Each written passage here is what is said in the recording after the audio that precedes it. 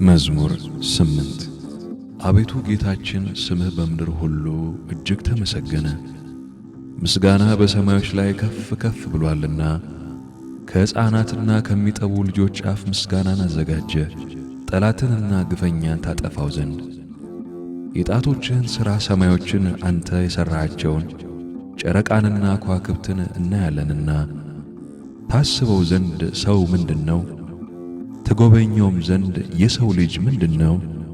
ከመላእክት ጥቂት አሳነስኸው፣ በክብርና በምስጋና ዘውድ ከለልኸው፣ በእጆችህም ሥራ ሁሉ ላይ ሾምኸው።